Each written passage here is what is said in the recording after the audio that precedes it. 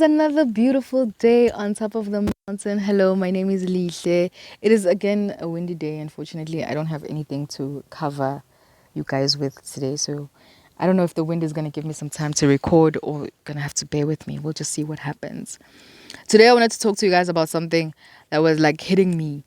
I guess it's gonna be a rant. This is gonna be one of the rant videos I have because just have on my mind. Have you ever heard the phrase, God helps those who help themselves? I heard this phrase when I was in high school, and the person who was saying it, obviously, they were using it to manipulate something, but still, it sort of stuck. And this year, that phrase has kind of been registering to me a lot. I'm part of the youth committee at my church, and my mom is part of the women's committee. And as part of the committee, our job is to basically empower and get people together, basically create a community that is supportive in other ways besides just Sunday service. So we think about things that, things that people might be going through that are challenging and they need information. In the beginning of the year, the youth had a financial freedom session, like, come talk and get information from someone who works at the bank, a financial officer, and someone who used to work for SARS, how to pay taxes. Because a lot of people, they don't understand how the tax system works or what is taxable and what is not taxable and all of that. So, yeah. And then another, more information. So, yes, I can definitely say that the youth is informed. They have ways of getting information. Fine. But then when it came to the women's session in May, where they had a financial session where like they were going to talk about their finances, and they talked about also, kids and how to get your kids to behave, or how to understand your kids rather. And then they also had a health discussion. And in that one event, like a lot of things were discussed. Okay, though we didn't have time to have the health part of it. But I was just thinking to myself, especially at that event, only 7 women came. But there's a lot of women who complain about their financial state. They complain about the children not behaving the way they want to. They complain about their health issues, you know what I mean? But when we call all these people to come and give you information that you might not have, because my mom, she pointed this out. She was told that she has high blood pressure all of a sudden 1 year, and then she was given medication. If she hadn't Googled the medication, she would have taken it and it would have made her worse, because it, as much as it takes care of your blood pressure, there's something else that the medication does, and you need another set of medication to, combat that. And the doctor didn't give her. So if she didn't Google, she wouldn't have, known the symptoms of this medication, how to suppress, you know what I mean? Because a lot of things, like, the pharmaceutical companies are just selling medication. The doctors are now both, they just selling the medication that was promoted to them. So it's a whole dynamic. So they don't necessarily give you all the information that you need.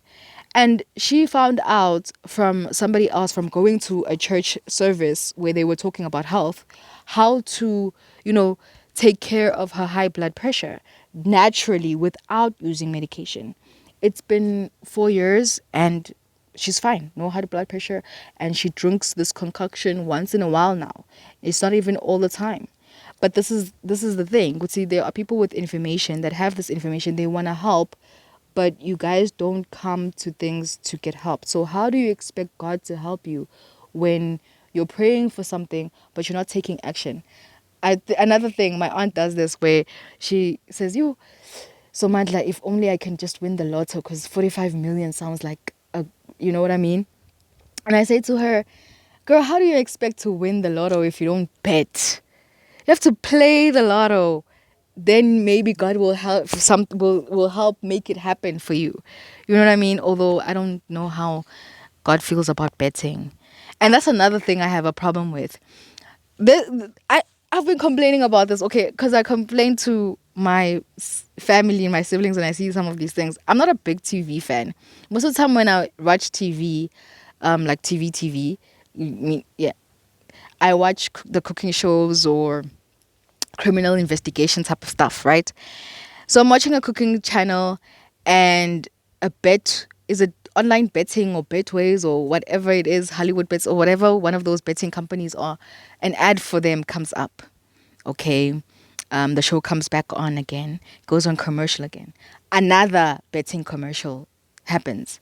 Okay, and I go to another channel. I think in that hour, I saw about 4 or 5 betting commercials and alcohol commercials. Now I don't have a problem with it, but I'm just saying, Guti, you want to have a country full of drunken gamblers because you're promoting it so much. Like I wouldn't. I feel like they should put the same rules they have on some of these things that they have on cigarettes. Like you can sell cigarettes, but you're not allowed to commercialize them.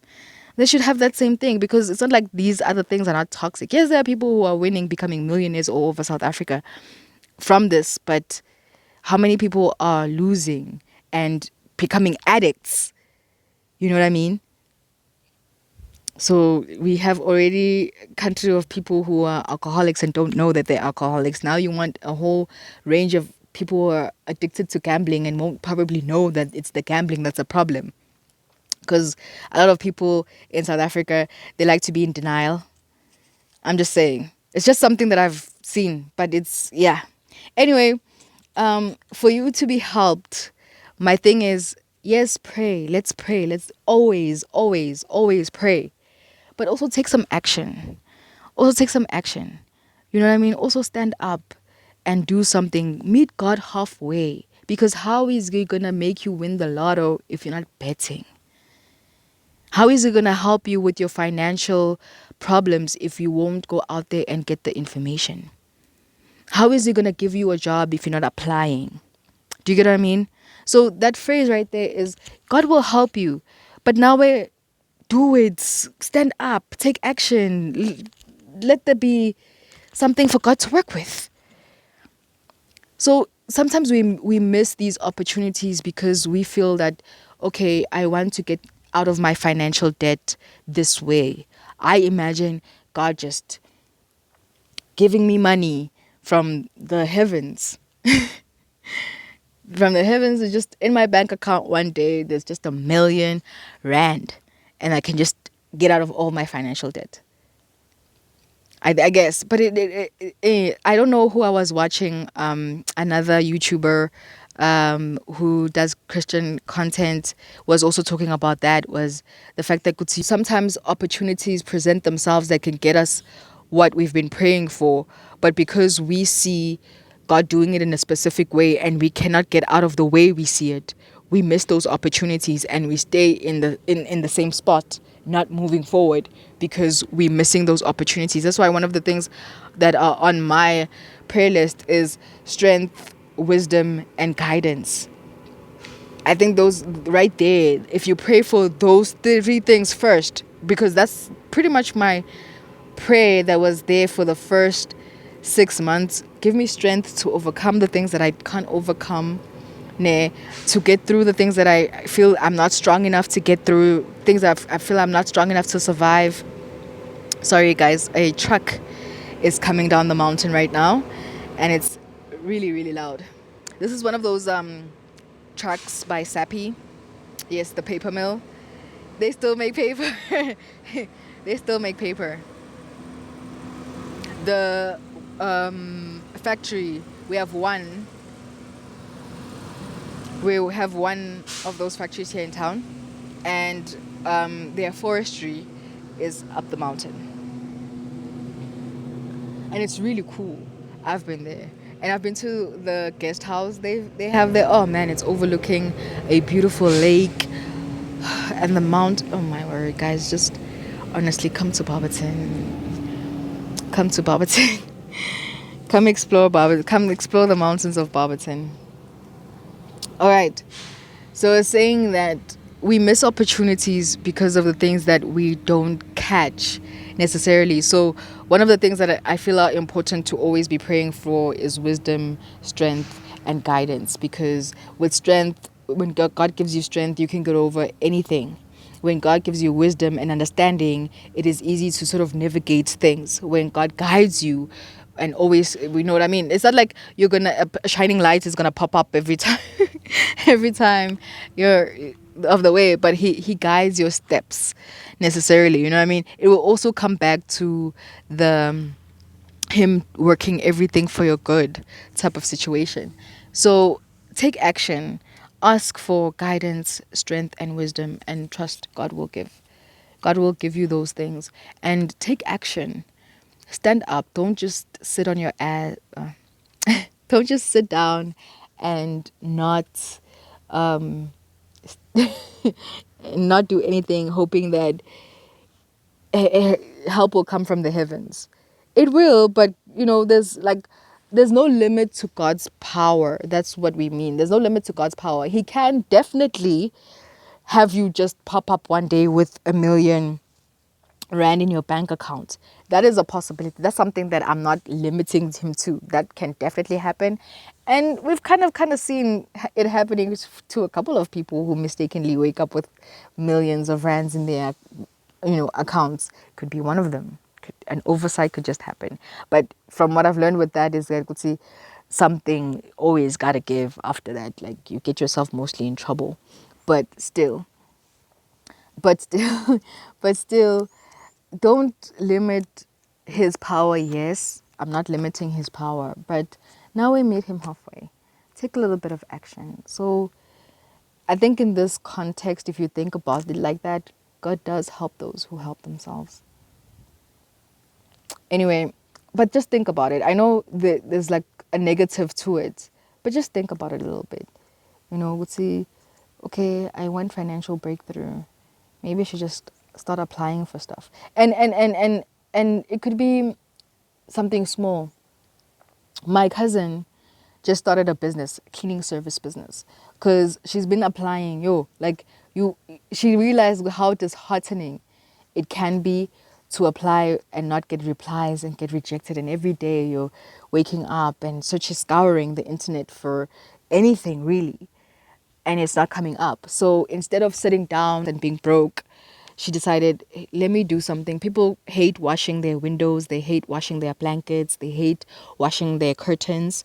Let me do the things that the people hate, and hopefully that will give me a little bit of money. And who knows where this idea can take her, because sometimes God doesn't want you to work for somebody else. God wants you to be the one that opens a business. There was another YouTuber, see, I like watching other people's testimonies and all of that. There's another YouTuber who was talking about the fact that for years had been struggling on getting a job for years, until around 7 years later of nothing happening, they finally started their own thing. And within a year and a half of starting their own thing, their lives completely changed.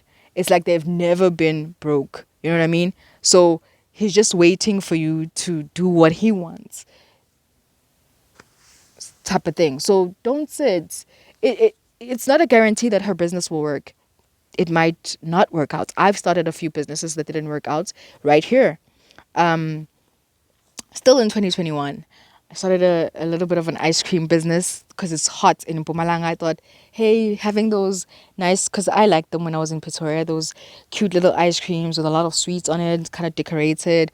Those I've seen make business in Pretoria and places like Gauteng. But here, I got 1, 2 orders and business died, you know? And I already have the company that I've had since I was 18. Okay, so the company that I've had since I was 18, it's sort of a company that my mom umbrellas. So we don't work a lot. We just wait for my mom's company to get jobs, and then sometimes she would umbrella us so that we can also survive as a company. But I only revived it this year because there was like a lot of outstanding paperwork and payments that I needed to make to just get it up and running again. So I did all of that, and I'm working on it again now. I feel like even though it hasn't worked for a long time, it's still something that I want to push. Although I think the direction that I want to go into, I must rethink that because, yeah, I'm going to rethink the direction that I want the company to go in. But still, it's about getting up and taking action and doing stuff for yourself. Anyway, that's just what I wanted to talk to you guys about, because as a committee member, I guess I've gotten discouraged from wanting to host any more events because you spend so much time, you call people and they come to a room of 5 people. They don't feel like it's worth the time, the drive, the effort, you know? Me, I've gotten over it. I work with what I have, but yeah, it's discouraging. It really is. So guys, I plead with you, please attend some of the events that your church hosts. It's not everybody, but just so that you pack the numbers so that the person doesn't get discouraged. You know what I mean? Help us out here, guys. Help us out. But anyway, that's it for today. That's my rambling for today. Thought maybe I was gonna do a little bit more rambling, but I'm done. I'm done. Um, and the wind is just yeah. Anyway, guys, hope you enjoy the rest of your day and the rest of your week. God bless you. Be faithful. Bye.